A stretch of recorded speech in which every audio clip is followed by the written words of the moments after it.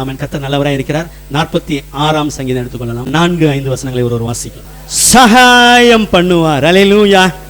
வேதம் சொல்லுகிறது ஒரு நதி உண்டு. எப்பயுமே வேதம் இருக்கிறது தான் சொல்லும். அல்லேலூயா. இல்லாத ஆண்டவர் சொல்லவே மாட்டார் ஒருபோதும். அல்லேலூயா சொல்லுங்க. இருக்கிறதான ஆண்டவர் சொல்றார். ஒரு நதி உண்டு, அது நீர்க்கால்கள். அவருடைய பிரசன்னம், தேவனுடைய நகரத்தை, நீங்கள் தான் தேவனுடைய நகரம், உன்னதமான ஒரு வாசம் பண்ணும் பரிசுத்த ஸ்தலம். தேவன் நம்முடைய இருதயங்களில் வாசமாக இருக்கிறார். அதனால தான் பாடின, ஆண்டவர் என்னை பரிசுத்தமாக்கி என்னை உமக்கேற்றபடி வணைந்து கொள்ளுங்க. அப்போ நம்ம பரிசுத்தமாக ஆக ஆண்டவருக்கு பிரியமாக வாழ வாழ என்ன நடக்குதுன்னு கேட்டிங்கன்னா, சந்தோஷம் உண்டாகிறது. இந்த சந்தோஷமும் இந்த நன்மையும் என்ன இருக்கும், நம்மோடு எப்பயும் இருக்கும்படி தேவன் நம் மத்தியில் இருக்கிறார். தேவன் அது நடுவில் இருக்கிறார். அது அசையாது, அது ஆட்டம் காணாது, தள்ளாடாது என்று ஆண்டவர் வாக்கு கொடுக்கிறார். அதிகாலையிலே தேவன் அதற்கு சகாயம் பண்ணுவார். இன்றைக்கி நம்ம பார்க்க போகிறது, தியானத்துக்கு எடுத்துக்கொள்ள போகிற வசனம் அந்த 5ஆம் வசனம் தான். தேவன் அது நடுவில் இருக்கிறார். அது சொல்கிறதே நல்லா சொல்லணும், அசைகிற மாதிரி சொல்லக்கூடாது, அசையாது அப்படி சொல்லணும். அப்படி சொல்லவே உங்களுக்கு ஒரு பலன் வந்துடும். அது அசையாதுங்கனால சொல்கிறதே எப்படி இருக்குது, அசைகிற மாதிரி சொல்ல. அது அசையாது. காரணம், தேவன் என் நடுவில், என் குடும்பத்தின் நடுவில், எனக்குள் இருக்கிறார், என் வேலை ஸ்தலத்துக்குள் இருக்கிறார், எங்கும் இருக்கிறார். அதனால் நான் அசைக்கப்படுவதில்லை. அடுத்து சொல்கிறேன், அதோடு இல்லை, இந்த மாதம் வாக்குத்தத்தம் தான், நீங்கள் அசைக்கப்படுவதில்லை. அதிகாலையிலே அல்லேலூயா தேவன் அதற்கு சகாயம் அப்படின்னா உதவி செய்வாராம். அல்லேலூயா. ஆண்டவர் உதவி செய்கிறவர் தானே. எல்லாருக்குமே ஏதோ ஒரு வகையில் என்ன வேணும், உதவி வேணும் தான். பசங்க ஸ்கூலுக்கு போயிட்டாங்கன்னா திடீர்னு பென்சில் கொண்டு வர மறந்துட்டானா என்ன செய்கிறான், உடனே உதவி கேட்குறான். என் தம்பி எனக்கு கொடு, பென்சில் கொடு. பேனா இல்லைன்னா பேனா கொடு. பேங்க்குக்கு போகிறீங்க, எழுதுறதுக்கு பேனா இல்லைன்னா, சார் எக்ஸ்கியூஸ் மீ, என்ன வேணும், பேனா கொடுங்க. அதுவும் ஒரு உதவி தானே. அது இல்லைன்னா எத்தனை லட்சம் பணம் இருந்தானே உள்ளார போட முடியாது. அதுபோல் உதவி வேணும். குடும்பத்தை நடத்துகிறவர்களுக்கு பொருளாதாரத்தில் உதவி வேணும். பலவீனமாக இருக்கிறவங்களுக்கு பலன் என்கிற உதவி வேண்டும். பொருளாதாரத்தில் ஆண்டவர் உதவி வேணும் ராஜா. பிரயாணத்துக்கு ஒரு ஏதோ ஒரு வகையில் உதவி தேவை. ஆண்டவர் அதை அறிந்தவராக இருக்கிறார். போராட்டத்தில் இருக்கிறவர்களுக்கு இந்த போராட்டத்திலிருந்து விடுதலை உண்டாக உதவி தேவை. அந்த உதவியை தருகிறவர் இயேசு கிறிஸ்து. சீஷர்கள் படவிலே பிரயாணம் பண்ணினார்கள். இயேசு கரையில் நின்னார். என்ன, அப்புறம் இன்னொரு இடத்துல வாசிப்போம், அவரே கூடவே பிரயாணம் பண்ணுறாரு. ஒரே பெரிய கடுங்காற்று அடிக்குது, கொந்தளிப்பு, சுனாமி மாதிரி அடிக்குது. ஆனால் எல்லாம் பயந்துட்டாங்க சீஷர்கள்லாம். இயேசு ஐயரே எங்களுக்கு இறங்கும்னாங்க. அவனை எழுந்தவனை என்ன செஞ்சார், காற்றையும் அதட்டினார். அன்னையிலேருந்து இன்றைக்கி வரைக்கும் அங்கே அலையே இல்லை. கலிலேயா லேக் மாதிரி தான், ஏரி மாதிரி தான் இருக்கின்றாங்க. அவர் வார்த்தையில் வல்லமை இல்லை. இறையாதே அப்படி தானே, அவர் வார்த்தையில் வல்லமை உண்டா இல்லையா. இம்மட்டும் வா, இதற்கு மிஞ்சி கடல் அலையை பார்க்க சந்தோஷமாக இருக்குன்னு நாகப்பட்டினத்தில் இருக்க செங்கலானபுரம் வரைக்கும் அடித்தா என்ன வருது இல்லை. அதனால தான் இம்மட்டும் வா, மிஞ்சி வராதேன்னு ஆண்டவர் பாருங்கள். எல்லாவற்றையும் நேர்த்தியாக செய்திருக்கிற தேவன் அன்றைக்கு சீஷர்கள் தத்தளிக்கும் போது கொந்தளிப்பை அமர்த்தினார். இன்னொரு இடத்துல இருக்கும், பிரயாணம் பண்ணி போய் கொண்டு இருப்பார்கள். என்ன, போகும்போது நம்ம இன்னும் அக்கறை போகணும், இன்னும் நம்ம எவ்வளோ தூரம் போகணும், நல்லா கவனிங்க, இன்னும் எவ்வளோ தூரம் நம்ம போகணும், இது எப்படி போய் கரையை பிடிக்கிறது அப்படின்னு நினைப்பாங்க. தண்டு வலிக்கிறத என்ன பண்ணாங்களா, சிரமப்பட்டாங்க. ஏதாவது ஒரு வகையில் ஏதாவது உங்களுக்கு சிரமம் இருக்கிறதா, ஒன்றும் கவலைப்பட வேண்டாம். இந்த காலையில் இந்த வார்த்தையை கேட்க தான் உங்களை ஆண்டவர் அழைத்து வந்திருக்கிறார். அல்லேலூயா. நான் எப்பயும் சொல்கிறது தான், எவ்வளோ பாட்டு ஜபம் இருந்தாலும் எப்போ தேவனுடைய வார்த்தையை பிரசங்கிக்கிறதோ அது போல் மிகுந்த ஆவலாக இருப்பேன். என்ன இவ்வளோ அலையிலியா மெதுவாக சொல்கிறீங்க. அல்லேலூயா. இதுதான் அலியா சொத்துப்பா. அல்லேலூயா. அங்கே நிற்கிறார் ஆண்டவர். அவரை படகில் ஏற்றுக்கொள்ள மனதாக இருந்தார்கள். அவர் நம்மளோட வந்தால் நல்லா இருக்குன்னு மனசு வச்சான் பாரு, உடனே படகு கரையை பிடித்தது, டெஸ்டினேஷன் போயிடுச்சு. அல்லேலூயா. இல்லை, உதவி செய்கிறார்கள். நல்ல உங்களுக்கு எந்த எல்லையில் எந்த காரியத்தில் உதவி தேவையோ அதை அனுக்கிரகம் பண்ணுவார். எபிரேயரில் வாசிக்கிறோம், அவர் தேவதூதருக்கு உதவியாக கை கொடாமல் ஆபிரகாமின் சந்ததிக்கு உதவியாக கை கொடுத்தார். இன்றைக்கி நிறையா இழுத்து விடுற கை தான் இருக்குது, கீழே ஏற்றி விட ஆள் காணா எங்கேயுமே, தெரியுமா? உண்டா இல்லையா? உலகத்தில் அப்படி தான் சொல்லுவாங்க. ஏற்றுறதுக்கு என்னை லிஃப்ட் பண்ணுறதுக்கு யாருமே ஆனால் இயேசு இருக்கிறார், பயப்படாத. அல்லேலூயா. அவர் உதவியாக உங்களுக்கு கை கொடுப்பார். பயணம் போகும்போது என்ன செஞ்சிட்டாரு, ஆண்டவர் வராரு, கடலில் நடந்து, இயற்கைக்கு அப்பாற்பட்டவர் அவர். கடல் எப்படி இருக்குன்னு உங்களுக்கு தெரியும்ல, ஜலத்தின் மேல் நடந்து வந்தார். ஆண்டவரே நீரே ஆனால் நீங்கள் தானாக்கா நானும் நடந்து வரேன் வாப்பானார். ஏன்னா அவர் இருக்கார்ல, அப்படி நம்பி போயிட்டு இருந்தார். திடீர்னு போகும்போது ஒரு அலை வந்தானே, அலையை பார்த்துட்டார். அவரை பார்க்குறத விட்டு உடனே செஞ்சிட்டாரு, கீழே போயிட்டார். ஐயோ ஏசையரே உதவிசினார். உடனே தமது கரத்தை, பேதருக்கு உதவி தேவையா இல்லையா? அப்படி பேதர் ரசிக்கப்பட்டதுனால தாங்க பின்னாடி 3000 5000 பிரசங்கம் பண்ண வேண்டியிருந்தது. அந்த பிறவி சப்பானியை குணமாக்க வேண்டியிருந்தது. அழிந்து போக விடுவாரா? ஆமாம், உங்களை குறித்து ஒரு நோக்கம் உண்டு. இந்த நாளிலும் நான் எப்பயுமே சொல்லுவேன், எந்த நேரம், எந்த நாள், எந்த வருடங்கிறத கூட ஆண்டவர் முன் குறித்து வைத்திருக்கிறார். என்னமோ போகிறேன் வரேன் இல்லை, இந்த நாள் அவருடைய பாதத்தில் நீங்கள் வந்து அமர வேண்டும், இந்த வார்த்தைகளை கேட்க வேண்டும் என்பது அநாதி தேவனுடைய திட்டம். பேதருக்கு உதவி செய்தவர் உங்களுக்கு உதவி செய்வார். அல்லேலூயா. நிறைய உண்டு. ஒரே ஒரு காரியத்தை பார்த்து நாம் ஜெபிக்க போகிறோம். தானியேலின் புஸ்தகம் 6ஆம் அதிகாரம் எடுத்துக்கொள்வோம். அதில் முதல் 3 வசனத்தை ஒரு வாசிக்கலாம். ராஜா நினைத்தான். அல்லேலூயா. இந்த நாள் நம்ம பார்க்குறது, மறந்துடாதீங்க வசனத்தை, நல்லா நினைவில் வைத்துக்கொள்ளணும். அதிகாலையிலே தேவன் எனக்கு உதவி செய்வார், அந்த உதவி அதிகாலையிலே கிடைக்கும். அல்லேலூயா. அதை தான் இந்த நாள் நம்ம தியானம் பண்ண போகிறோம். கர்த்தர் நல்லவராக இருக்கிறார்ல. ஒவ்வொன்றுக்கும் ஒரு டைம் இருக்குது. மருத்துவரை பார்க்க ஒரு நேரம் இருக்குது, ஸ்கூலுக்கு போக நேரம் இருக்குது, ஆஃபீஸ்க்கு போக நேரம் இருக்குது, ஆராதனைக்கு ஒரு நேரம் இருக்குன்ற மாதிரி கர்த்தர் உதவி செய்கிறதற்கு நேரம். எந்த நேரம்? அதிகாலை. Dawn, dawn, DAWN. ஆனால் அதிகாலையில் உதவி செய்வார். இந்த நாளில் கர்த்தர் எப்படி உதவி செய்கிறார் என்பதை பார்க்க போகிறோம். தரியு ராஜா, அதாவது நெபுகாத் நேச்சார், அவர் இறந்து போயிடுவார். அடுத்து பையன் பெல்ஷாத்சார், அவரும் இறந்து போயிடுவார். இப்போ தரியு வந்து ராஜாவாயிட்டார். தரியு ராஜாவானோடனே ராஜ்யத்தின் மேல், தேசத்தின் மேலே 120 பேரை வரி வசூல் செய்ய அதிகாரியாக வைக்கிறார். பெரிய பரந்த தேசம், அதில் 120 தேசாதிபதியில் தேசாதிபதிகள் இருக்கு. ஆக்சுவலாக அவங்கள வரி வசூல் பண்ணுறவங்க, அதிகாரமுடையவர்களாக வச்சாங்க. அந்த 120 பேரில் அவங்கள விசாரிக்கிறதுக்குன்னு ஒரு 3 பேரை அப்பாயிண்ட் பண்ணுறாங்க. அல்லேலூயா.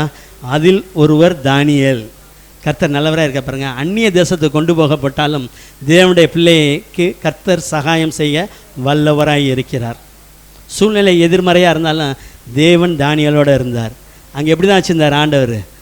ஆமாம், கவர்னர்னு இருக்கும் ஆங்கிலத்தில், ஒரு ஆளுநராக வைத்திருந்தார். இந்த 120க்கு மேலே ஒரு சூப்பர்வைசர் மாதிரி வச்சுருந்தார் கர்த்தர், ஒரு அதிகாரம் உடையவராய்.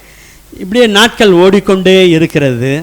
இப்போ தரிய நினைக்கிறாரு, எல்லா காரியத்தையும் பார்க்குறாரு, 120 பேரை பார்க்குறாரு, தானியலை பார்க்குறாரு. கூட உள்ள 2 பேரையும் பார்த்துட்டு இந்த தானியலை ஒட்டுமொத்த இந்தியான்னு வச்சுக்கோங்களேன், உதாரணத்துக்கு இந்தியாவுக்கே அதிகாரியாக வச்சால் நல்லா இருக்குமே. அல்லேலூயா. தேவன் நல்லவர் பாருங்க. தானியல் தேவனை ஆராதிக்கிற ஒரு மனிதன். எப்படி நீங்கள் தேவனை ஆராதிக்க? நல்ல காலில் வந்திருக்கீங்களா ஆராதனைக்கு? அல்லேலூயா. பாடி துதித்தம்மா, வார்த்தையை கேட்டுக்கொண்டு இருக்கிறீர்கள, இதை தான் அவர் செஞ்சார், வேறு ஒன்றும் செய்யலை. வழக்கத்தின்படி 3 வேளையும் ஜெபம் பண்ணிட்டே இருந்தார், தேவனை தேடிக்கொண்டே இருந்தார்ப்பா. அதனால் கர்த்தர் பாருங்கள் உதவி செய்து கொண்டே வந்தார். அல்லேலூயா. நீங்கள் முந்தின அதிகாரங்கள்லாம் வாசிக்கலாம். தானியெல்லாம் கர்த்தர் எப்படி பராமரித்தார், உதவி செய்தார். இந்த பகுதியில் வாசிக்கிறோம். முழுமைக்கு அதிகாரியாக ஏற்படுத்தணுன்னு அந்த 120 பேர் இருக்காங்க பார்த்தீங்களா, அவங்களுக்கும் இந்த மற்ற 2 பேருக்கும் உடனே பொறாமை வந்துருச்சு. அல்லேலூயா. உங்களுடைய வாழ்க்கையில் எப்படி தான் ஒரு உயர்வு வருதுன்னா, உயர்வு எப்பயுமே வருதுன்னா எதிர்மறையான சூழ்நிலைகள் வரும், அது மனிதர்கள் எதிராக எழுமலாம். ஆனால் கர்த்தர் ஒரு மனிதனை உயர்த்தணும்னு நினச்சிட்டாருன்னா அதை யாராலும் தடுக்கவே முடியாது. அல்லேலூயா. தானியேல் பயந்தாரா? அவன் தான் பயந்தான் எல்லாரும் சொப்பனத்தை கண்டு. அல்லேலூயா. கர்த்தர் நல்லவராக இருக்கிறார். 120 பேர், அவங்களும் எல்லாம் பவரில் உள்ளவங்க. இந்த 2 கவர்னர், தானியேல் ஒரு கவர்னர், இன்னும் எக்ஸ்ட்ரா 2 பேரும் அவங்களே எகெயின்ஸ்டாக எழுப்பிட்டாங்க. இந்த உயர்வு வரக்கூடாது. யாருக்கு? தானியேல். நீங்கள் வீட்டில் போய் வாசிங்க. இந்த உயர்வு தானியேலுக்கு வரக்கூடாது. யோசிக்கிறேன் எப்படி டீப் ப்ரொமோட் பண்ண, இறக்கி உடனே கீழே. இப்படி தான் உங்கள் வாழ்க்கையில் கர்த்தர் நன்மையில செய்ய அநேக திட்டங்கள் வைத்திருப்பார். ஒன்று மனிதர்கள் மூலமாக இருக்கலாம், அதாவது பிசாசு ஏதாவது ஒரு காரியத்தை டைவர்ட் பண்ணி ஆண்டவர் விட்டு உங்களை வெளியே கொண்டு போய் உங்களை கீழே இறக்கணும்னு நினைக்கலாம். கர்த்தர் உங்களுக்கு உதவி செய்வார். அவர் உங்களை எந்த எல்லையில் கொண்டு போய் வைக்க வேண்டுமோ அந்த எல்லையில் போய் உங்களை சேர்க்கும் வரைக்கும் உதவி செய்வார். அது ஒரு உதவி தான் நினச்சிக்காதீங்க, தொடர்ந்து உதவி செய்து கொண்டே இருப்பார், கண்டினியூஸாக. அல்லேலூயா. பாருங்கள், இப்படி ஒரு திட்டம் போட்டானே கூட்டம் கூடின்னு இருக்கும். ஒரு கூட்டம் கூடுது தானியேலுக்கு விரோதமாக. போய் ராஜாட்ட சொன்னாங்க, ராஜாவே நீர் வாழ்க, தரிய ராஜாவே. ஆரம்பமே ஐஸ் வைக்கிறான் ராஜாவுக்கு, போய் நீங்கள் வாழ்க. ஆமாம், எவனாகிலும் 30 நாள் வரை உங்களை தவிர வேற எந்த சாமியும். ராஜாவுக்கு எப்படி இருந்திருக்குன்னு நினைக்கிறீங்க? எப்படி கோவம் வரும்? ஐஸ்லாம் வைக்கிறான். ஆஹா, பரவாயில்லையே, சாமிக்கு மேலே நம்ம ஆயிட்டோம்ல. அல்லேலூயா. ஆமாம், உங்களை தாங்க எல்லாரும் வணங்கணும், வேறு யாரையும் வணங்கக்கூடாது. அப்படி யாராவது வணங்கினான்னு தெரிஞ்சால் அவனை தூக்கி சிங்கத்தின் கெபில நீ போடணும் அப்படின்னு ஒரு அமெண்ட்மெண்ட், அதனால் கட்டளையை போடு அப்படின்னு. நான் வேறு செய்ய முடியல, ஏன்னா இவெல்லாம் பவரில் உள்ளவங்க வந்து கேட்கும்போது என்ன செய்ய வேண்டியிருக்கு? ஒரு கட்டளை நிறைவேற்றப்பட்டது. என்னது? ராஜாவை தவிர வேறு யாரையும் வணங்கக்கூடாது. நான் ஜெபம் பண்ண போகிறேன், வேதம் வாசிக்க போகிறேன், அந்த கதையே இருக்கக்கூடாதுன்னு சொல்லிட்டான். ஆனால் வசனம் சொல்லுகிறது, அவர் மாறாத தம்முடைய வார்த்தையின்படி அவர் நேற்றும் என்றும் என்றும் மாறாதவராக இருக்கிற அவருடைய வார்த்தை மாறாதது. நான் சகாயம் பண்ணுவேன்னு சொல்லியிருக்காருல்ல, கர்த்தர் எப்படி சகாயம் பண்ணுறாருன்னு பார்ப்போம். 10ஆம் வசனத்தை வாசிக்கலாம், நானே வாசிக்கிறேன். தானியேலோ வென்றால் அந்த பத்திரத்துக்கு கையெழுத்து வைக்கப்பட்டது என்று அறிந்த போதிலும் தன் வீட்டுக்குள்ளே போய் எருசலேமுக்கு நேராக பலகணிகள் ஜன்னல் திறந்திருக்க கட்டளை வெளிப்பட்டது. என்ன கட்டளை? ராஜாவை தவிர யாரையுமே நீங்கள் வணங்கக்கூடாதுன்னு. இது தானியேலுக்கும் தெரிய வந்து நகல் கொடுத்துட்டான். எல்லாருக்கும் வந்துடும்ல ஆர்டர், ஜீவோ வந்துருச்சு. வந்தோன்னே பார்த்தாரு, இந்த ஜீவோ இருக்கட்டும், எனக்கு இதுதான் ஜீவோன்ட்டார் தாவீது. அல்லேலூயா, அல்லேலூயா. ஏன்னா உண்டான சகல அதிகாரங்களும் அவராலே அல்லாமல் உண்டாகவில்லை. இதென்ன பிளாத்து கொஞ்சம் பவர் காமிச்சார் ஆண்டவர்கிட்டே. ஊரே கொந்தளிக்கும் போது சொன்னார், நான் நினச்சேன்னா உன்னை விடுதலையாக்கக்கூடும். ஆண்டவர் பாருங்கள், அது வரைக்கும் பேசாமல் இருப்பார். பாரத்திலிருந்து கட்டளையிடப்படாவிட்டால் எனக்கு உனக்கு என்மேல் ஒரு அதிகாரமும் கிடையாது. அல்லேலூயா. கரங்களை தட்டுங்க ஆண்டவருக்கு. எவ்வளோ பலவீனம் தெரியுமா? ராத்திரி முழுக்க கெசமேனை போட்டு அடி அடின்னு அடிக்கிறான், அங்கே போ இங்கே போன்னு அலக்கழிக்கிறான், முள்முடியை சுட்டி ரத்தம்லாம் வடிஞ்சிக்கிட்டே இருக்குது. அந்த நேரத்தில் பவர் காட்டுறான் பாருங்க, நான் நினச்சேன்னா உன்னை விடுதலையாக்க கூடுன்னு. அவர் பார்த்தாரு, பாரத்திலேருந்து கட்டளை வரணுப்பா, நீ நினைக்கிறப்பில்ல, நீ சேரில் உட்காந்துருக்க நினைக்காத, பலவானிலே ஆசனங்களில் தள்ளுகிறவர் என்னோடு இருக்கிறார். அல்லேலூயா. பவர் காமிச்சுன்னா தள்ளி விட்டுருவாருன்னாரு. அல்லேலூயா. ஆண்டவர் பாருங்கள், இந்த அனுபவத்துக்குள்ளே வந்தனால தான் நம்ம கஷ்டப்படக்கூடாதுன்னு நினைக்கிறார், நீங்கள் கஷ்டப்படக்கூடாது என்று. அல்லேலூயா. இதே போல் தான் சூழ்நிலை. தானியேல் குறித்து நம்ம வாசிக்கிறோம். சரி, எதிர்மறையான சூழ்நிலை வந்தாலும் ராஜாவுக்கு வணக்கம் போடுன்னு. ராஜாவுக்கு நான் வணக்கம் போட்டு அவர்கிட்டருந்து நான் சம்பளத்தை வாங்கி இந்த உயிர் வாழ்கிறதா? போயா, நான் கர்த்தரை தான் ஆராதிப்பேன்னு சொல்லி நேராக மாடிக்கு போனார். தானியேலோட தீர்மானத்தை பாருங்களேன். நேராக எங்கே போனார்? மேல் வீட்டு அறைக்கு போனார். ஜன்னல்லாம் தரையானார். அடுத்து என்ன செஞ்சார்னா பாட்டு பாட ஆண்டவரை ஆராதிக்க ஆரம்பித்து விட்டார். அல்லேலூயா. ஜெபம் பண்ணினார். நம்ம சொல்லலாம், சூழ்நிலை எதிராக இருந்தால் நாங்கள் மனசுக்குள்ளேயே நம்ம வேண்டிக்குவோம், சத்தம் போட்டால் போயிடும். ஆண்டவருக்கு இந்த பக்தி நோ அப்படிலாம் சொல்லவே இல்லை. எப்பவும் போலவே நேற்று வரைக்கும் இன்றைக்கி ஜீவா வந்தாலும் இன்னிலேருந்து நான் வழக்கத்தின்படியே 3 வேளையும் ஜெபம் பண்ணுவேன்னு ஜெபம் பண்ணி கொண்டு இருக்கும்போது அடுத்ததாக வசனம் இருக்கும், திரும்ப கூட்டம் கூடி. தானியேலை பார்த்து நேராக போய் ராஜாட்ட சொல்கிறாங்க. என்ன சொல்கிறாங்க? ராஜாவே, நீங்கள் சொன்னீங்கல்ல உண்மை அல்லாமல் வேறு யாரையும் வணங்கக்கூடாதுன்னு. ஆனால் இந்த கைதிகளில் வந்த ஒருத்தனை நீ இப்போ அதிகாரியாக வச்சிருக்கியே, அவன் ஜெபம் பண்ணுகிறான். பார்த்தீங்களா? ஒரு உயர்வு வருதுன்னா எதிர்ப்பு வந்து கொண்டே இருக்கிறது. ஆனால் கர்த்தர் உதவி செய்கிறவர், உங்களுக்கு அந்த எதிர்ப்பை தாண்டி போக உதவி செய்கிறவர்கள். அல்லேலூயா. நல்லா அல்லேலூயா சொல்லுங்கள். எங்கே உங்களுக்கு எதிர்ப்பாக இருக்குது? எந்த எல்லையில் எதிர்ப்பாக இருக்குது? இயேசுவே இறங்குங்க, உதவி செய்யுங்க. தானியேலுக்கு உதவி செய்ய, எனக்கு உதவி செய்யுங்க ராஜா. கேட்டு பெற்றுக்கொள்ளுங்கள், அவர் உதவி செய்கிற தேவனாக இருக்கிறார். திரும்ப போய் சொன்னான், ஜெபம் பண்ணுறான். இப்போ என்ன சொல்கிறீங்க அப்படின்னோடனே, சிங்க கெபியில் போட்டு தான் ஆக வேண்டும். அவன் சொல்கிறான், அட்ரஸ் போட்டிருக்கில்ல, ராஜாவாகிய உமக்கு தெரிய கடவுதும்மா, தெரிஞ்சுக்க தானியலை போட்டு தான் ஆகணும்னு. பாருங்கள், கர்த்தர் நல்லவராக இருக்கிறார். 14ஆம் வசனத்தை ஒரு வாசிக்கலாம். 122 பேர் நிற்கிறான் எதிர்த்து. அல்லேலூயா. ஆமாம், தேசாதிபதிகள், இந்த 2 கவர்னர் வந்து நிற்கிறான். நீங்கள் போட்டு தான் ஆகணும்னா ராஜாவுக்கு ரொம்ப கஷ்டமாக போச்சு. ஒரு சாய்ஸ் கிடைக்குமான்னு பார்க்குறாரு. சாயந்தரம் வர என்ன செய்கிறாராம், எப்படியா தப்பு வைக்கணுமே பிரயாசப்பட்டுக்கிட்டே இருக்காங்க. அடுத்து அவன்லேயே எச்சரிப்பு கொடுத்துரு, அந்த பர்பா கட்டளை மாற்றப்படக்கூடாது என்பது மேதியர் பெருசியருக்கு பிரமாணமாக இருக்கிறது என்பதை அறிவீராக அப்படின்னோடனே வேறு வழி இல்லை. 16ஆம் வசனத்தில் வாசிக்கிறான், ராஜா கட்டளை இட்டுட்டார். என்ன கட்டளை இட்டார்? போ, இவனை தூக்கி சிங்க கெபியில் போடு. சிங்கங்களின் கெபியிலே போட்டார்கள். அப்போ ராஜா தானியேலை பார்த்து ஒரு சொல்கிறாரு, நீ இடைவிடாமல் ஆராதிக்கிற உன் தேவன் உன்னை தப்புவிப்பார், உனக்கு உதவி செய்வார். அல்லேலூயா. தானியேலை மாதிரி தானே இப்போ நீங்களும் இல்லை, ஆண்டவருடைய வார்த்தையை கேட்கிறீர்கள், ஆண்டவரை நம்பி இருக்கிறீர்கள், ஆண்டவரை ஜெபம் பண்ணி ஸ்தோத்திரம் செலுத்தின போல நல்லா பாடணும் இல்லை? ஆமாம், சூழ்நிலை எதிராக தான் இருந்தது. ஒரே ஒரு மனிதன் தான் இங்கே, வேறு யாருமே இல்லை. சில பேர் சொல்லுவாங்க, நான் மட்டும்தான் இருக்கேன், என் கஷ்டம் உனக்கு என்ன தெரிய போகுது? உங்கள் கஷ்டம் ஆண்டவருக்கு தெரியும். அல்லேலூயா. உண்மைக்கு தான் சொல்கிறேன், சும்மா சொல்ல. எகிப்தில் இருக்க ஜனங்களுடைய உபத்திரவத்தை நான் பார்த்து அவர்கள் படுகிற வேதனையை அறிந்திருக்கேன். இயேசு கிறிஸ்து உணர்வுள்ள தேவன். அல்லேலூயா. நீங்கள் என்ன முள்ளு குத்துனா நமக்கு வலிக்கிற மாதிரி அங்கேயும் வலிக்கும், உண்மைக்கும். ஆமாம், உங்களை யாராவது திட்டினா அந்த திட்டு நேரம் எங்கே போகும்? அங்கே போகும். அதனால தான் கர்த்தர் பார்க்குறாரு, நம்முடைய ஜனங்களை நேசிக்கிறவர். இந்த காலை வெளில நீங்கள் பயப்பட வேணாம், நீங்கள் ஒரு ஆள் தான் இருக்கேன், இல்லை இந்த காரியம் ஒன்று தான் எனக்கு பெரிய போராட்டமாக இருக்குது, இதில் எனக்கு எப்படி நான் வெளியில் வர்றதுன்னு தெரியல, ஹவு டு மீட் அவுட், எப்படி நான் அதை சந்திக்கிறதுன்னு தெரியல, ஒன்றும் குழம்பவே வேண்டாம். தானியேலுக்கு உதவி செய்த தேவன் உங்களோடு இருக்கிறார். கொஞ்சம் கற்பனை பண்ணி பாருங்களேன், சாயந்தரம் இருட்டிருச்சு, மனசுக்குள்ளே மனிதர் தானே அவரும் ஒரு என்ன ஓடி இருக்கலாம், என்னன்னா யாருக்கு ஃப்ரெண்டு? தரியு ராஜாவுக்கு ஃப்ரெண்டு யார் நினச்சிருப்பா? தானியேல் நினச்சிருப்பார். ஒருவேளை எதுவும் வெளியே கொண்டு வரலாம் அப்படின்னு நினச்சிருப்பார், ஆனால் முடியலை. ஏன்னா அங்கிட்ட எதிர்மறையான காரியங்கள் நடந்து கொண்டே இருக்குது.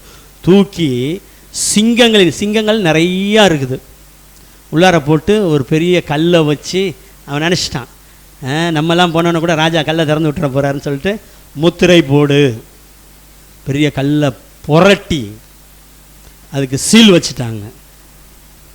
நேரம் போயிடுச்சு, ராஜா அரண்மனைக்கு போயிட்டார். எல்லாம் அவரவர் தம் வீட்டுக்கு கடந்து சென்று விட்டார்கள்.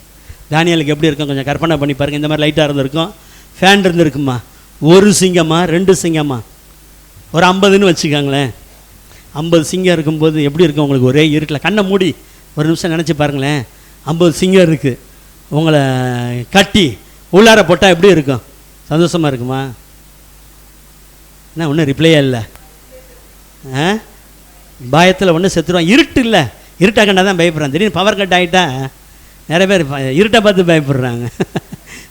ஒரே இருட்டு, சீல் வச்சுட்டான், காற்று இல்லை, ஒன்றுமே இல்லை. ஆனால் ஒரு நல்ல செய்தி, கர்த்தர் உன்னோடு இருக்கிறார். நீ போகும் இடமெல்லாம் உன் தேவனாகிய கர்த்தர் உன்னோடு இருக்கிறார். அல்லேலூயா. தறி இருந்தா என்னையா, 120 பேர் என் கூட அந்த 2 பேரை எகென்ஸ்டாக எந்திரிச்சா என்னையா, நீர் என்னோடு இருக்க. அல்லேலூயா. எதுவும் என்னை அசைப்பதில்லை. எல்லாம் வீட்டுக்கு போயிட்டாங்க, ராஜாவும் வீட்டுக்கு போயிட்டார். அல்லேலூயா. நம்முடைய தேவன் விசேஷமானவர்ல, தூங்க விட்டுருவாரா? ராஜாவுக்கு நீத்தரையை கலைச்சி விட்டார். தூங்குறவங்களை எழுப்புறது தான் ஆண்டவருக்கு பெரிய வேலை, அதான் தொந்தரவு பண்ணு. கர்த்தர் நல்ல தம்முடைய ஜனங்களுக்கு நன்மை உண்டாகன்னு அடிக்கடி சொன்ன வார்த்தை தான். தூங்குறவனே எழுப்பி விடுவார். அல்லேலூயா. எழுப்பிவிட்டு யோசி என்ன நன்மை செய்யலான்னு விடுறதுக்குள்ள நல்ல ஒரு அனுமானத்தை கொடுத்து அனுப்புவார். அல்லேலூயா.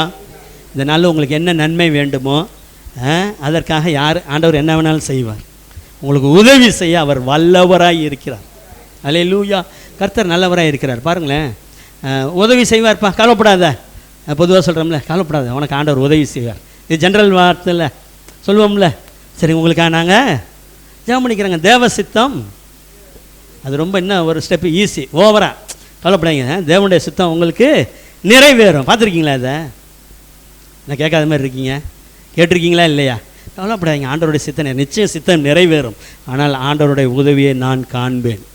அல்லேலூயா. கர்த்தர் நல்லவர், அவர் எனக்கு உதவி செய்ய வல்லவராக இருக்கிறார். காரணம், நான் தேவனை விசுவாசிக்கிறேன். ஆபிரகாம் தேவனை விசுவாசித்தார். ஆபிரகாமின் சந்ததிக்கு அதனால தான் உதவியாக கை கொடுத்தேன்னாரு. ஒரு விக்கிரக சிலை செய்கிற குடும்பத்திலேருந்து ஆண்டவர் ஆபிரகாமை தெரிந்தெடுத்தார். என் பின்னாடி வான்னார் ஆண்டவர். ஆபிரகாமை பார்த்து சொன்னார், வா, நான் உனக்கு காண்பிக்கும் தேசத்துக்கு. ஆண்டவருடைய வார்த்தையை நம்பி போனார் பாருங்களேன். போகும்போது கர்த்தர் ஆபிரகாமை ஆசீர்வதித்தார், சந்ததியை ஆசீர்வதித்தார். ஆபிரகாமை நான் ஐஸ்வர்யவன் ஆக்கினேன்னு சொல்லாதபடிக்கு கர்த்தர் ஆபிரகாமை உயர்த்தி வைத்தாராம். அல்லேலூயா. அந்த ஆபிரகாம் வணங்குகிற தேவனை தான் நீங்கள் வணங்குகிறீர்கள். அவர் உங்களுக்கு உதவி செய்ய வல்லவராக இருக்கிறார். அநேகர் சொல்லுவாங்க, உதவி செய்யணும்னு எனக்கு ஆசை தாங்க, என்னால் மட்டும் இப்போ முடிஞ்சா என்னது என்னால் முடிஞ்சா நான் இப்போ செஞ்சிருவேங்க. ஆனால் அதை செய்கிறதுக்கு அவருக்கு வல்லமை உண்டு. இந்த காலையில் உங்களுக்கு உதவி செய்வார். பாருங்கள், எல்லாம் போயிட்டாங்க வீட்டுக்கு, உன்னை தப்பு வைப்பாருன்னு சொல்லிட்டு போயிட்டு வீட்டுக்கு போனோன்னா 18ஆம் வசனத்தில் நானே வாசிக்கிறேன். பின்பு ராஜா தன் அரண்மனைக்கு போய் முழுவதும் போஜனம் பண்ணாமல் சாப்பிடவே இல்லைங்க ராஜா. அடுத்து கீத வாத்தியம், மியூசிக்கு, டான்ஸு ஒன்றும் வரக்கூடாதுன்ட்டார். அவனுக்கு நித்திரையும் வராமற் போயிற்று, தூக்கம் வரவே இல்லை. கவனிங்க, 19ஆம் வசனத்தில் வாசிக்கிறான். காலமே கிழக்கு வெளுக்கும்போது ராஜா எழுந்திருந்து சிங்கங்களின் கிபிக்கு தீவிரமாய் போனான். அல்லேலூயா. ஆண்டவர் உதவி செய்கிறாரா இல்லையா? எப்போ உதவி செய்கிறார்? சத்தமாக சொல்லுங்க, அதிகாலையிலே உதவி வருகிறது. உண்மையிலே நான் சொல்கிறேன், இப்படி சொல்லி சொல்லி பழகிட்டீங்கன்னா அந்த வார்த்தையை அவர் கேட்பார், அப்படியே ஆசிட்டிஸ் உங்களுக்கு நடக்கும். தானியேல் நினச்சிருப்பார், சரி போ, ஆண்டவர் நம்மோடு இருக்கிறார், நீங்கள் அடைப்பட்ட சூழ்நிலை தானே. அங்கே 122 பேர் ரொம்ப சந்தோஷமாக தூங்கியிருப்பான். இவன் கதை ஒளிஞ்சது, எப்படி தான் அவன் மேலே வருவான்னு பார்ப்போன்னு. ஆனால் கர்த்தர் எழுந்து நிற்கிற தேவன். அல்லேலூயா. தானியேலுக்கு உதவி ராஜாவை பார்த்து சொன்னார், போ போ, தூங்குனத தூக்கம் கிடையாது. காலமே கிழக்கு வெளுக்கும் போது எழுந்து சிங்கங்களின் கெபிக்கு தீவிரமாய், அப்படின்னா வேகமாக போகிறார். போய் ராஜா கெபியின் கிட்ட வந்தபோது உரத்த துயர சத்தமாய் தானியேலை கூப்பிட்டு, இருக்கிறாரா இல்லையா, சிங்கலாம் கடிச்சிருச்சா என்னன்னே தெரியலையே. அல்லேலூயா. பாருங்களேன், அப்படி ஒரு துயர சத்தமாக இருக்கிறார். தானியேலே ஜீவனுள்ள தேவனுடைய தாசனை. அட்ரஸை பாருங்களேன், கர்த்தரை ஆராதிக்கிற பிள்ளைகளுக்கு அவர் ஒரு டிகிரி கொடுக்குறார். அல்லேலூயா. தானியேலே ஜீவனுள்ள தேவனுடைய தாசனே, நீ இடைவிடாமல் நீ தொடர்ந்து ஆண்டவரை ஆராதிக்கிறையே. ஏப்பா தானியேலே, நீ இருக்கியா, தொடர்ந்து நீ ஜெபம் பண்ணிகிட்டே இருந்தியே, இப்படிப்பட்ட பெரிய போராட்டம் இருந்துச்சு, உனக்கு விரோதமாக கூட்டம்லாம் எழுந்திரிச்சுது, வேறு வழி இல்லாமல் நானும் பவரில் இருக்கிறதுனால உன்னை போட்டு சிங்கத்துக்குள்ளே போட்டு அடைச்சி வச்சுட்டேனே, நீ இருக்கியா? ஓ சாமி உன்னை தப்பு வச்சுதான். அப்படி தான் கேட்குறாரு உன் தேவன். உன்னை தப்பு வைக்க வல்லவரை, அவருக்கு வல்லமை இருந்துச்சாயான்னு. அல்லேலூயா. அப்பொழுது தானியேல், ராஜாவே நீர் என்றும் வாழ்க. அங்கே ஒரு கூட்டம் வந்துச்சு, அது தீய நோக்கத்தோடு வந்துச்சு. நீங்கள் தாங்க அண்ணே, அப்படி தானே இருக்கேன், அண்ணன் மாதிரி யாரும் இல்லை, அக்கா மாதிரி யாரும் இல்லை, தீய நோக்கத்தோடு வந்தான். ஆனால் தேவனுடைய மனுஷன் வாழ்த்தான், ராஜாவே நீர் என்றும் வாழ்க. அவருக்கு ரொம்ப சந்தோஷம். உள்ளாரந்து சத்தம் வருதுப்பா. அல்லேலூயா. சிங்கங்கள் என்னை சேதப்படுத்தாதபடிக்கு தேவன் தம்முடைய தூதனை அனுப்பி அவைகளின் வாயை கட்டி போட்டார். ஒன்று நினைவில் வைத்துக் கொள்ளுங்கள், எப்பயுமே ஒரு எதிரான காரியம் உங்களுக்கு விரோதமாக எழும்புதுன்னு சொன்னாலே உடனடியாக அதை விட பல மடங்கு இயேசு கிறிஸ்து எழுந்து விடுவார். பவுலை கொலை செய்யும் அளவும் புசிப்பதில்லை. எத்தனை பேர் சம்மதம் பண்ணாங்க? 40 பேர் பண்ணிக்கொண்டார்கள். ஆண்டவர் பார்த்தார், ஓஹோ அப்படி பண்ணுறியா? பவுல் என்ன செஞ்சார்? ஒன்றும் சொல்ல, போய் ஆண்டவருடைய வார்த்தையை சொன்னார், எல்லாருக்காக நன்மை தான் செஞ்சுட்டு போனார். அது பொருட்களை எந்திரிச்சான். 400க்கும் மேற்பட்டவர்களை கர்த்தர் எழுப்பினார். அல்லேலூயா. அவர் பயங்கரமும் மகத்துவமும் நிறைந்த தேவன். ஒன்றும் தெரியாத மாதிரி இருக்கான், பவுலுக்கே தெரியாதுங்க. அங்கே ஆனால் பின்னாடி செய்தி வந்துடும், இந்த மாதிரி நடக்குதுன்னு வந்து அவங்க சகோதரின் மகன் சொல்லி விட்டு போயிடுவான். ஆனால் இவன் எந்திரிக்கிறதுக்கு முன்னாடியே கர்த்தர் அங்கே குதிரைப்படை, காலாட்படை எல்லாம் ஈட்டியோட ஹை செக்யூரிட்டி. அல்லேலூயா. நம்ம தலைவர்கள்லாம் போகிறாங்களா முன்னாடி, என்ன கேட்டு? Black gate. அதுமாதிரி கர்த்தர் அவர்களை அனுப்பினார். உதவி செய்ய வல்லவராக இருக்கிறார், உங்களுக்கு உதவி செய்வார். அல்லேலூயா. தூதனை அனுப்பி அவைகளின் வாயை கட்டி போட்டார். அல்லேலூயா. அது ஏன் என்றால், நான் கர்த்தருக்கு முன்பாக குற்றமற்றவனாய் காணப்படுறேன். ஒன்றுமே நான் செய்யலைங்க, ஆண்டவரை நம்பியிருந்தாங்க, அவருடைய வார்த்தையை நம்பியிருந்தாங்க. அல்லேலூயா. நீங்கள் ஆண்டவரை நம்பியிருக்கீங்கள்ல, அவருடைய வார்த்தையை நம்பியிருக்கீங்களா, கர்த்தர் உங்களுக்கு உதவி செய்வார். ஆக தொடர்ந்து நம்ம வாசிக்கும்போது, நான் உமக்கு முன்பாக நீதி கெடு செய்யவில்லை. இன்னொரு டிரான்ஸ்லேஷனில் இருக்கேன், நான் லஞ்சம் வாங்கவே இல்லைன்றேன், அப்படியே இருக்குது. மற்ற 2 பேரும் இதான் கிடைச்ச வரைக்கும், பவரில் இருக்க வரைக்கும் என்ன வாங்கிக்கலான்னு வாங்கிட்டான், லஞ்சம் வாங்கினேன். நான் ஒன்றுமே லஞ்சமே வாங்கலாம், கர்த்தருக்கு முன்பாக நீங்கள் ராஜா, உங்களுக்கு முன்பாக நான் கரெக்டாக இருந்தேங்க. அப்படியா அப்படின்னோடனே 23ஆம் வசனத்தில், ராஜா சந்தோஷப்பட்டு தானியேலை கெபியிலிருந்து தூக்கி விட சொன்னான். எப்பொழுது, எப்போ தூக்கி விட சொன்னார்? கவனிக்கிறீங்களா? அதிகாலையிலே. அல்லேலூயா. அதிகாலையில் தூக்கி விடுப்பா தானியேலை. தூக்கி விட்டான். அவனில் ஒரு சேதமும் காணப்படவில்லை. எப்படி போனாரோ, சிங்கம் எப்படி இருக்கும், வாயை திறந்ததுன்னு நகமே இவ்வளோ பெருசுக்கு இருக்கும், பல்லு நகம் எப்படி இருக்கும், மனிதனுடைய வாடை பட்டாலே கூண்டுக்குள்ளே இருக்க ஜூலெல்லாம் எப்படி இருக்குது, சத்தம் போடுது, பிடிக்கலாமான்னு நினைக்கிது. அதோட தன்மையை கர்த்தர் என்ன செஞ்சார்னா அடக்கி வைத்தார். அல்லேலூயா. தானியேலை சேதப்படுத்தக்கூடாது, ஏன்னா என்னை நம்பி இருக்கிறான், என்னை வணங்குகிறான். தேவனை நம்பி இருக்கிற உங்களுக்கு அவர் உதவி செய்ய வல்லவராய் இருக்கிறார். ஒரு சேதமும் காணப்படவில்லை. இது எப்படி நடந்தது? எப்படி இவ்வளோ பெரிய தீமை வந்தது, ஆனாலும் இவங்களுக்கு ஒன்றுமே ஆகவில்லை? ஆமாம், கர்த்தர் அவர்களோடு இருக்கிறார். அல்லேலூயா. உங்களுக்கு உதவி செய்வார், உதவி செய்ய வல்லவராக. எத்தனையோ சாட்சிகள்லாம் கேள்விப்பட்டிருக்கேன். இந்த சுனாமி வந்தப்போ நிறைய குடும்பங்கள்லாம், நிறைய பேர் மரித்து போனார்கள். ஒரு சிலர் குடும்பங்கள்லாம் தப்பி வைக்கப்பட்டார்கள், தேவனுடைய பிள்ளைகள். குஜராத்தில் பூகம்பம் வந்த பொழுது 6th ஃப்ளோரில் ஒரு மிஷினரி குடும்பம் இருந்ததான். 5 ஃப்ளோரும் எங்கே போயிடுச்சு, நேராக உள்ளார போயிடுச்சு. இந்த 6th ஃப்ளோரில் இருந்தவங்க நேராக கிரவுண்டுக்கு வந்தாங்க, தப்பி வைக்கப்பட்டார்கள். அல்லேலூயா. கர்த்தர் தம்முடைய ஜனங்களை நேசிக்கிறவர். ஆக கவனிங்களேன், இந்த காலை வேளையில் ஆண்டவர் என்ன செஞ்சார்? தானியேலுக்கு உதவி செய்தார். சூழ்நிலை கொஞ்சம் கடுமையாக தான் இருக்கும், பயப்படாதீங்க. நீங்கள் எந்த போராட்டத்தை சந்திக்கிறீர்களோ, கர்த்தர் அந்த எல்லையிலிருந்து உங்களை வெளியே கொண்டு வர இந்த காலை வேளையில் உங்களுக்கு உதவி செய்கிறார். அல்லேலூயா. நம்ம பாடலே உண்டுல, எனக்கு உதவி உம்மிடம் இருந்தே, எனக்கு உதவி பரலோகத்தில் இருந்தே. அல்லேலூயா. இந்த காலை வேளை பரலோகத்திலிருந்து உங்களுக்கு உதவி வருகிறது. அல்லேலூயா. சேதம் இல்லாமல் எந்த காரியம் இப்போ உங்களை நஷ்டப்படுத்தணும், சேதப்படுத்தணும், அவமானப்படுத்தணும், உங்களை கண்ணீர் விட வைக்கணும்னு நினைக்கிதோ, அது எல்லாம் எதெல்லாம் டேமேஜ் பண்ணணும் பிசாசு அல்லது மனிதர்கள் நினைக்கிறார்களோ, அதுக்கு மாறாக கர்த்தர் அவருடைய மிகுந்த நினைவின்படியாக உங்களுக்கு அருள் செய்வார். ஏன்னா தேவன் அதன் நடுவில், சபையின் நடுவில், தேவ பிள்ளைகள் நடுவில், தேவ பிள்ளைகளுக்குள் இருக்கிறார்.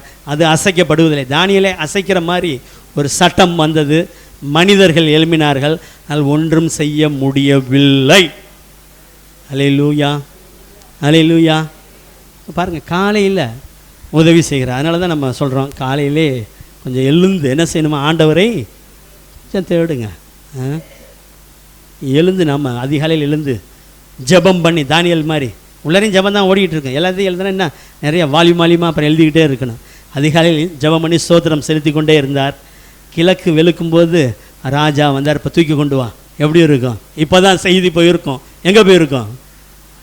120 பேருக்கு 102 பேர் இருக்கான். தானியேல்லாம் அவ்வளோதான் போய் சேர்ந்துட்டாருன்னு நினச்சிருப்பான். தானியேல் இப்போ பவரோடு வந்திருக்காருன்னு நினச்சிருப்பான். அல்லேலூயா. அவன் சத்துருக்களுக்கு வெட்கத்தை உடுத்துவேன், அவன் மீதில் கிரீடம் பூக்கும். இதுதான் உதவி. யாரெல்லாம் கீழே போகணும் கெடுன்னு நினைக்கிறானா, அவனுக்கு வெக்கன்ற ட்ரெஸ்ஸை வச்சுருப்பார். வெக்கம், இன்னொரு இடத்துல வெக்கம் மூடும், லட்சியால் மூடப்பட கடவர்கள் இருக்கு. நான் அவன் மீதில் என் கிரீடம் பூக்கு, நான் தருகிற வெற்றி, நான் தருகிற நன்மை. அல்லேலூயா. அந்த நன்மையில் போய் உயர்ந்து போய் உட்காருவாயானார். அல்லேலூயா. நான் ஜெபிக்க போகிறோம். அல்லேலூயா. தொடர்ந்து அடுத்த வசனத்துக்குள்ளாக போவோம்.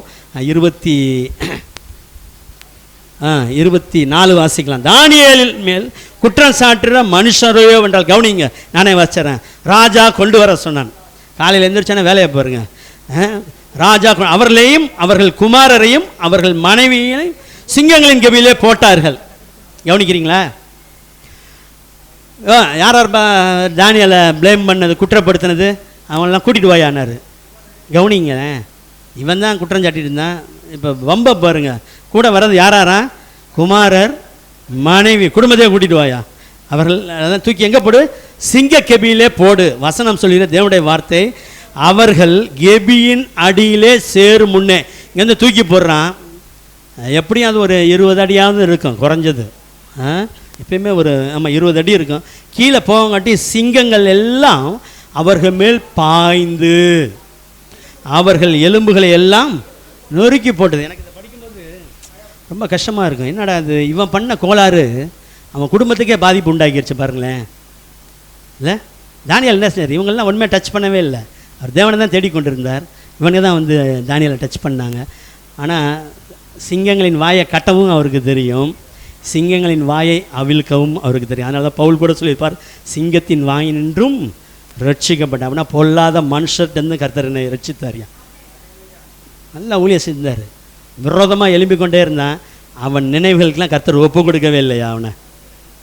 அதே தேவன் நம்மோடு இருக்கிறார். தானியேல்னா பழைய ஏற்பாடு காலம் இல்லை, இந்த நாட்டில் பவுலுக்கு உதவி செய்தவர் உங்களுக்கும் உதவி செய்வார். அல்லேலூயா. இன்னும் நிறையா உண்டு. அப்போஸ்தலர் 12 கூட வாசிப்போம். பொழுது விடிந்த பின்பு, நாளைக்கு நான் போய் பார்த்துக்கிறேன் பாரு ஏறது பேதுருவை. நைட்டு போட்டு 16 செக்யூரிட்டியை போட்டு வைப்பார். நைட்டை கர்த்தர் தூதனை அனுப்பி விடுவிப்பார். பொழுது விடிந்த பின்பு சேவகருக்கு உண்டான கலக்கம். ஆனால் இவர் ஹைலி செக்யூரிட்டி. ஆண்டவர் கொண்டு போய் மறைத்து விட்டார். உதவி செய்தார். பேதுருக்கு உதவி செய்தவர், தானியேலுக்கு உதவி செய்தவர், பவுலுக்கு உதவி செய்வார். இந்த காலையிலே உங்களுக்கு உதவி செய்வார். இந்த உதவி அதிகாலையிலே நல்லா இயேசுவை தெரியாதவங்களுக்கு உதவி எப்பயுமே செய்வார். என்னால் சரியானபடி நல்லா 100க்கு 100 பெற்றுக்கொள்ள அதிகாலை வேலையில், அந்த அதிகாலை வேலையில் எழுந்து நான் கர்த்தரிலிருந்து உதவியை பெற்றுக்கொள்வேன். இந்த உதவியை நீங்கள் பெற்றுக்கொண்டேன்னா நீங்கள் மட்டும் ஆசீர்வாதமாக இல்லை, உங்கள் மூலம் இன்னும் அநேகர் ஆசீர்வதிக்கப்படுவார்கள். நம்ம எல்லாரும் எழுந்து நின்று ஜெபிக்கலாம். ஆண்டவருடைய கரத்தில் அர்ப்பணிப்போம். ஆகாதவன் என்று உலக மக்கள் தள்ளினார்கள். தானியேலை ஆகாதவன் என்று தூக்கி எறிந்தார்கள். ஆனால் தேவன் தானியேலை தூக்கி நிலைநிறுத்தினார். இந்த காலை வேளையிலும் வந்திருக்கிற ஒவ்வொருவருக்காக ஜெபிக்கிறோம். இவர்களை யார் தள்ளினார்களோ அவர்களுக்கு முன்பாக இவர்களை கர்த்தர் தூக்கி நிறுத்துங்க ஆண்டவரே. ஒருவேளை குடும்பத்தின் மத்தியில, அல்லது வேலை செய்கிற இடத்துல, அல்லது இந்த சமுதாயத்தின் நடுவில் ஒருவேளை தள்ளப்பட்டிருக்கலாம் ஆண்டவரே. குற்றம் சாட்டப்பட்டிருக்கலாம், குற்றவாளி என்று மற்றவர்கள் சொல்லி இருக்கலாம், பார்த்திருக்கலாம். உலகம் பார்க்கிறபடி நீர் பார்க்கிறவர் அல்ல, உலகம் தீர்க்கிறபடி நீர் தீர்க்கிறவர் அல்ல. அன்றைக்கு அந்த தானியேலை எல்லாரும் தூக்கி எறிந்தார்கள் ஐயா. ஆண்டவரே, தானியேல் எப்பொழுது மரிப்பான் என்று பார்த்து கொண்டிருந்தார்கள் ஐயா. அவர்களுக்கு முன்பாக ஆண்டவரே நீர் தானியேலை உயர்ந்த அந்தஸ்திலே கொண்டு வந்து வைத்தீர். இந்த காலை வேளையில ஒருவேளை மற்றவர்கள் பார்க்கலாம், இவங்களுக்கு எப்ப கெட்டது நடக்கும், பார்த்துடலாம் இவங்களுக்கு என்ன நடக்குதுன்னு சொல்லி மற்ற மனிதர்கள் பார்க்கலாம். ஆனால் இந்த காலை வேளையில கர்த்தர் சொல்றார், உன்னை நிலைநிறுத்த நான் வல்லவராய் இருக்கிறேன். தானியேலை சிங்கங்களுக்கு தப்புவித்த கர்த்தர் இந்த காலை வேளையில உங்களுக்கு எதிரான மனிதர்களுடைய எண்ணங்களிலிருந்து, பிசாசுனுடைய எண்ணங்களிலிருந்து, எல்லா விதமான மந்திர தந்திரங்களிலிருந்து அவர் உங்களை விடுதலையாக்கி உங்களை எடுத்து உயர்த்தி நிறுத்த அவர் வல்லவராய் இருக்கிறார். அந்த ஆண்டவருக்கு கரங்களை தட்டி நாம் நன்றி சொல்லுவோமா? இயேசுவே உமக்கு நன்றி, இயேசுவே உமக்கு நன்றி. இந்த காலை வேளையில வந்திருக்கிற ஆண்டவரே ஒவ்வொருவரையும் ஆசீர்வதியும், ஒவ்வொருவரையும் ஆண்டவரே உங்களுடைய வலது கையில் உள்ள தீர்க்காயுசை கொடுங்க, உங்க இடது கையில் உள்ள செல்வத்தையும் கனத்தையும் கொடுத்து ஒவ்வொருவரையும் ஆசீர்வதிச்சு அனுப்புங்க. அப்பா வீட்டுக்கு வந்துட்டு ஒருத்தர் வெறும் கையா திரும்பி போக கூடாது ஆண்டவரே. ஆண்டவரே நீர் நல்ல தகப்பன் என்று வேதம் சொல்லுகிறது. நீர் எந்த ஒரு மதத்தையோ சார்ந்தவர் அல்ல, எந்த ஒரு மதத்தின் கடவுளும் அல்ல. நீர் உலக இரட்சகர் ஐயா. உலக இரட்சகருடைய பாதத்திலே அமர்ந்திருக்கிற ஒவ்வொருவரையும் நீர் ஆசீர்வதித்து அனுப்பும். இங்கிருந்து கடந்து செல்லும் போது ஒரு சமாதானத்தை பெற்றுக்கொண்டவர்களாய், நல்ல உடல்ல நல்ல ஒரு சுகத்தை பெற்றுக்கொண்டவர்களாய், ஆசீர்வாதத்தையும் விடுதலையையும் பெற்றுக்கொண்டவர்களாய் இந்த இடத்தை விட்டு கடந்து செல்ல உதவி செய்யும் ஐயா. ஒவ்வொருவரையும் உங்களுடைய இரத்த கோட்டைக்குள் ஒப்பு கொடுக்கிறோம். ஒவ்வொருவர் குடும்பங்களை ஒப்பு கொடுக்கிறோம். ஒவ்வொருவர் குடியிருக்கிற வீடுகளை ஒப்பு கொடுக்கிறோம். தேவ பிரசன்ன இயேசுவின் நாமத்தில் கடந்து செல்லட்டும். இயேசுவின் நாமத்தில் பிதாவே. நாம் எல்லாரும் சேர்ந்து சொல்லுவேன், ஆத்துமாவே கர்த்தரை ஸ்தோத்திரி, என் முழு உள்ளமே அவருடைய பரிசுத்த நாமத்தை ஸ்தோத்திரி.